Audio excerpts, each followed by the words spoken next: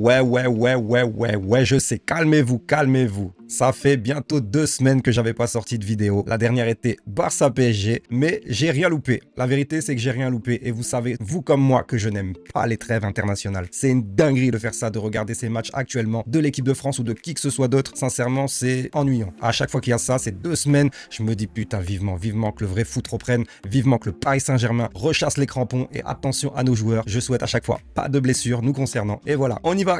Salut à tous, c'est Linux. On se retrouve sur App & Foot pour une toute nouvelle vidéo. Ça fait longtemps et j'avais envie d'en parler un peu du mercato qui se rapproche très rapidement, notamment le mercato hivernal pour les ajustements du club. Désolé pour ma voix, je suis un petit peu malade, un petit peu enroué, mais on s'en fout de tout ça. Nous, on est là pour le foot, pour le Paris Saint-Germain. On va en parler dans cette vidéo. On va revenir vite fait, j'ai dit, sur la trêve internationale et vous dire pourquoi ça me hype pas du tout, sincèrement. Pour vous dire, le Island-France, j'ai regardé L'amour est dans le pré. Quitte à regarder 11 vaches sur une prairie, j'ai préféré regarder M6 plutôt que TF1 avec ce match dégueulasse. J'ai juste regardé le résumé. Bon, et là, je me suis dit, j'ai absolument rien loupé. Vivement vendredi pour la reprise du Paris Saint-Germain face à Strasbourg. Là, il y aura un bon match de reprise, j'espère, avec des joueurs en très grande forme. Mais on aura le temps d'y revenir sur ce cas-là, et notamment aussi pour la semaine prochaine, la Ligue des Champions, avec le déplacement à Leverkusen. Aujourd'hui, dans cette vidéo, c'est plutôt mercato. Mercato de janvier, mais aussi mercato pour les futures années. On va détailler notamment les futures prolongations, ce que le club vise en tout cas, les départs et potentiellement les arrivées. Je vous ai fait un petit panel, on y va directement d'ailleurs.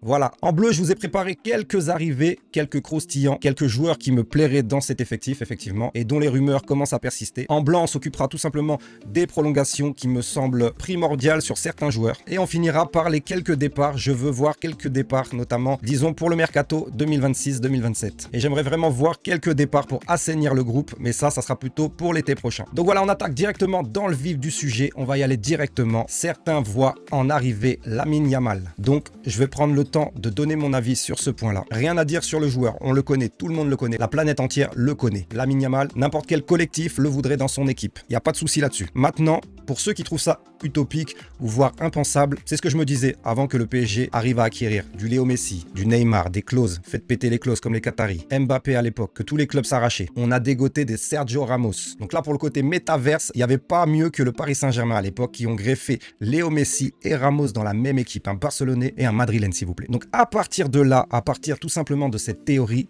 rien n'est impossible pour le Paris Saint-Germain. Si Lamine Yamal, quand bien même il a été formé à la Masia, tout ce qu'on peut dire autour de ce club, imaginez-vous un seul instant, s'il n'arrivait vraiment pas à prendre cette Ligue des Champions avec cette équipe de Barcelone qui arrive à caler, on l'a bien vu, contre certaines équipes, notamment le Paris Saint-Germain. On est clairement leur bête noire, il faut le dire. Est-ce que Yamal, ça le trotterait pas par hasard? Quelle équipe pourrait potentiellement s'acquérir ce type de joueur?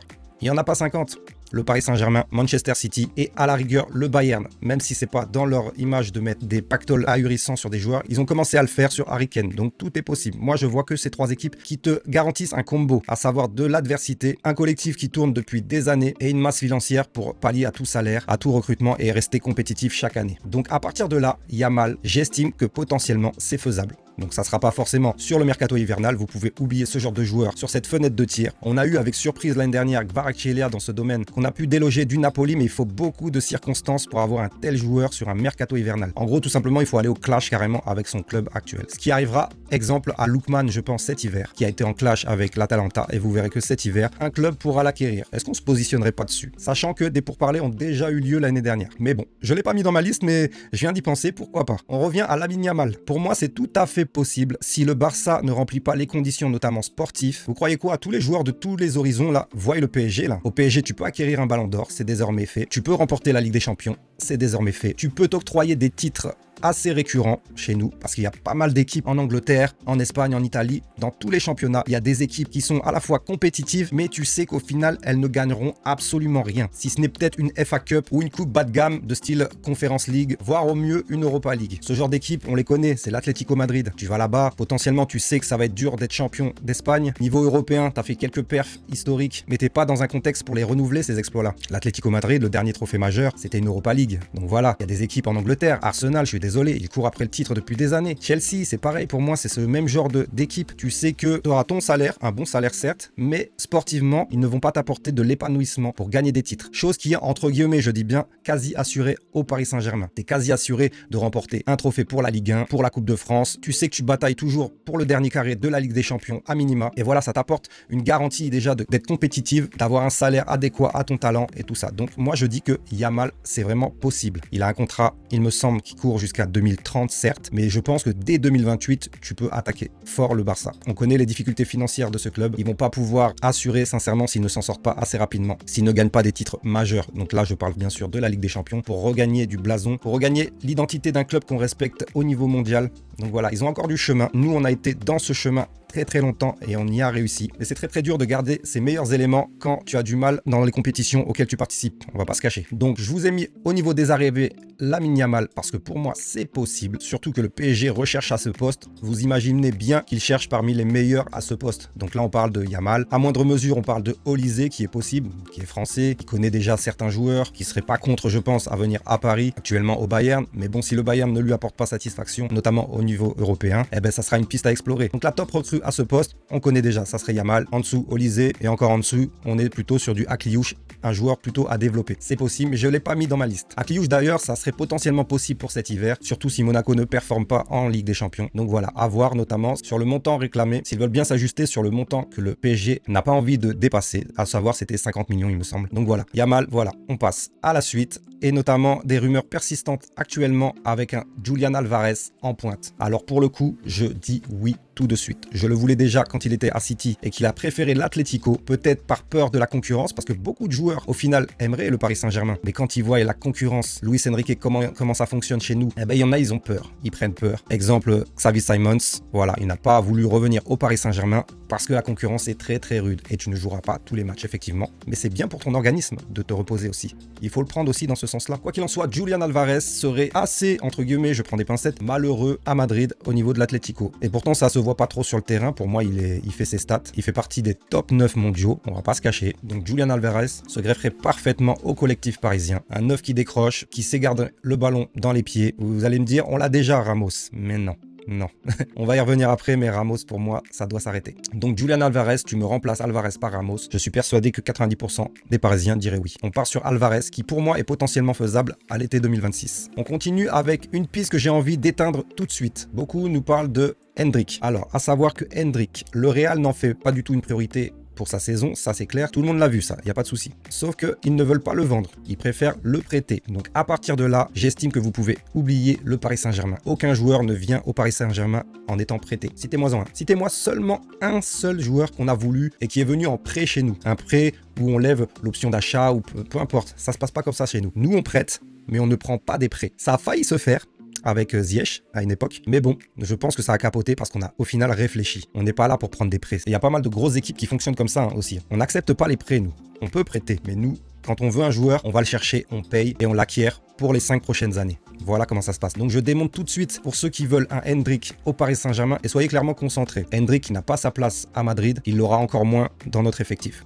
Il faut se le dire. Je le mets quand même dans les arrivées parce que certains le souhaitent, mais je vous donne aussi mon avis et la faisabilité des choses. On parle de Martin Odegaard. Odegaard, donc vous le savez, capitaine et numéro 10 de Arsenal, actuellement blessé, une fois de plus, j'ai envie de dire. Et pour moi, c'est là que ça cloche. Odegaard, apparemment, souhaiterait vivre une autre expérience. Ça se comprend. Ça fait pas mal d'années qu'il est déjà là-bas. Je vous rappelle qu'il est passé par le Real Madrid. Le Real Madrid n'en a pas voulu à l'époque. Il a monté en grade avec Arteta et c'est devenu un top maestro au niveau numéro 10 créatif, tout ça. Il n'y a pas de souci sur ça. Maintenant, je me demande pourquoi on s'intéresserait à ce joueur. On sait qu'il se blesse beaucoup. Le genou, là, ça fait pas mal de temps et c'est souvent des blessures qui l'écartent 2 voire 3 semaines au minimum à chaque fois. Donc, à voir.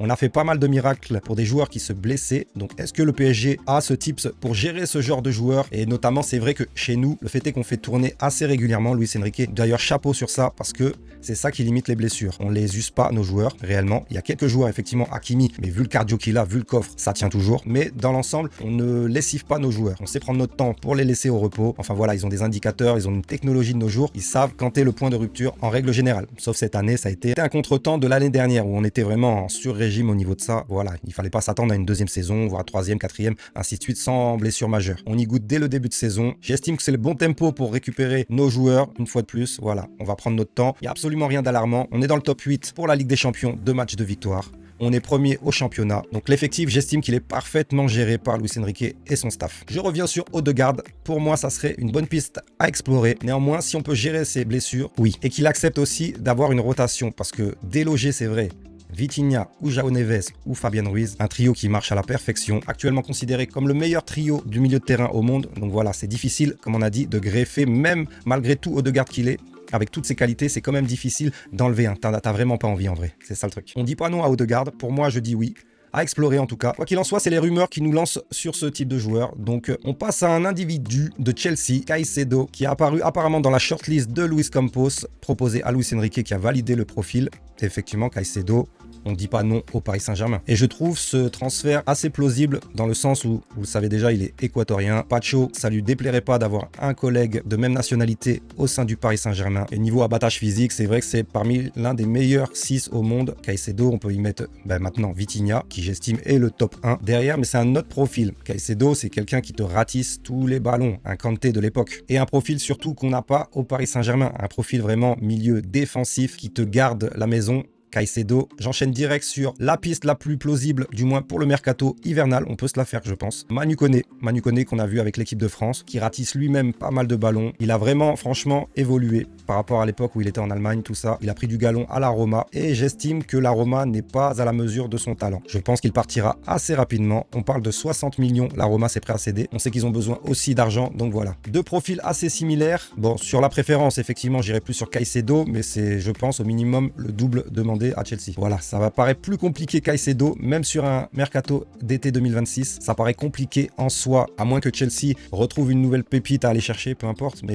Manu Koné semble plus accessible en tout cas. Donc l'un ou l'autre, effectivement, pour moi, je parle uniquement de mon avis, je dis oui au Paris Saint-Germain. Ça étofferait l'effectif. Effectivement, quand on joue contre des top cadors, on est un peu acculé dans notre camp. C'est plutôt pas mal d'avoir un profil défensif comme ça, qui puisse ressortir la balle proprement, qui puisse t'apporter à la fois dans les offensifs et surtout défensivement. On l'a pas ce profil et je pense que c'est typiquement ce qu'on recherche au Paris Saint-Germain. Donc un des deux profils, je dis absolument oui, oui, oui. Voilà au niveau des arrivées que je vois. On va attendre concrètement les autres rumeurs qui vont commencer dès la mi-décembre à l'approche du mercato, de l'ouverture du moins. Donc voilà, on aura le temps bien sûr de revenir sur ça. Je vais vous parler maintenant des prolongations que j'ai placées en blanc. J'estime qu'ils sont urgentes au Paris Saint-Germain et on en parle d'ailleurs. Je vais tous vous les sortir directement et vous en parler tout simplement. Fabian Ruiz, qu'il faut absolument prolonger. Barcola, on en parle. Senima Yulu, absolument prolongé aussi. On parle de Dembélé et principalement, et à mon avis c'est le facteur qui fera la décision, il faut absolument prolonger notre coach Luis Enrique. Actuellement, jusqu'en 2027, il a déjà prolongé. Donc, c'est de bon augure. C'est qu'il se sent bien à Paris. Comment veux-tu le détester, sincèrement? Il a apporté tout ce que le PSG n'avait pas auparavant. Sa maîtrise technique, sa science du football, tout ça, on peut dire ce qu'on veut de lui. Il a fait ce que tous les autres n'ont pas réussi, notamment remporter la Ligue des Champions, mais bien plus que ça. La patte Luis Enrique est reconnue dans le monde entier désormais. Donc voilà, c'est notre meilleur recrue, j'estime, de ces dernières années. C'est le game changer, c'est la personne qui a fait basculer le Paris Saint-Germain dans une élite du top européen, pour moi. Fabian Ruiz, sincèrement, il faut le prolonger. À tous ceux qui le critiquaient encore il y a même pas un an au final. Il y a un an, ouais, on critiquait Fabian Ruiz. Alors moi, je l'ai toujours trouvé plutôt correct dans ses matchs. C'est vrai qu'il a évolué depuis un an là, mais malgré ça, avant ça, j'étais plutôt le garder. Je ne voulais pas le voir partir. A contrario de Carlos Soler, que je voulais absolument voir partir. Mais Fabian Ruiz, je l'ai toujours décelé des qualités pour moi. Et là, ça s'est avéré, cette année encore plus. Pour ceux qui ont la mémoire courte, il a quand même fait un top euro avec l'Espagne. Et il a toujours été précieux avec le Paris Saint-Germain. Notamment, il y avait une stat où quand lui jouait, on ne perdait pas. Et Fabian Ruiz, sincèrement, je veux sa prolongation. Élément essentiel, il n'a pas encore dépassé ses 30 ans, donc voilà, il me semble qu'il a 28. Peu importe, moi je le veux. Barcola, on parle d'une prolongation. Pour moi, c'est pas la priorité. Je vais vous dire la vérité, c'est pas la priorité. Un attaquant, bien sûr, un profil qu'on n'a pas autre dans l'effectif, pour la rapidité, pour faire peur à l'adversaire dans son dos, ça, il n'y a pas de souci. Se créer des occasions, comme j'ai toujours dit, Bradley Barcola, il sait faire, il n'y a pas de souci. Mais quand tu le vois partir tout seul en 1 contre 1 face au goal, dans ta tête, tu sais déjà que 3 fois sur 4, ça va pas le faire. Et c'est ce qui s'est passé, hein. Pour regarder ces derniers duels face à un goal, c'est pas Mbappé, c'est pas Harry Kane, c'est pas Lewandowski. J'aimerais vraiment que cette année, il passe un step, notamment sur ce côté-là, cette finition, parce que ce joueur, tu lui mets une finition d'un top 10 d'attaquant, une finition d'un top 10, c'est une pépite. La vérité, c'est une pépite, Bradley Barcola, s'il travaille sur ce côté-là. Mais actuellement, factuellement, il a vraiment du mal devant les caisses. Ah ouais. On va faire avec. Pour moi, j'espère le garder, mais surtout qu'il progresse. Sinon, il faudra penser à une vente. Hein. On n'est pas dans le sentiment, clairement. Mayoulou, il s'est révélé depuis l'année dernière. Ça fait déjà 2-3 ans qu'il tourne avec le groupe professionnel. Il avait commencé, je me rappelle, par des petits matchs, des petits bouts de matchs de Coupe de France, tout ça. Il avait mis même son but, tu vois. Mais voilà, Mayoulou, on connaît. Il y a encore une grosse marge de progression et il faut absolument, bien entendu, le revaloriser, notamment sur ce qu'il apporte. C'est un très bon Titi. Et vous savez déjà comment je suis dur avec les Titi. Donc voilà. Dembélé, on en parle, tout simplement Ballon d'Or. Hein. Ousmane Ballon d'Or, comment ne veux-tu pas prolonger l'expérience avec lui? Il a encore faim, il a encore envie de gagner des titres et il doit prouver, j'estime, pourquoi il a eu le Ballon d'Or. Dembélé, hormis ses blessures, vous savez déjà, hein, c'est un joueur imprenable. Et d'ailleurs, il manque pas mal au Paris Saint-Germain.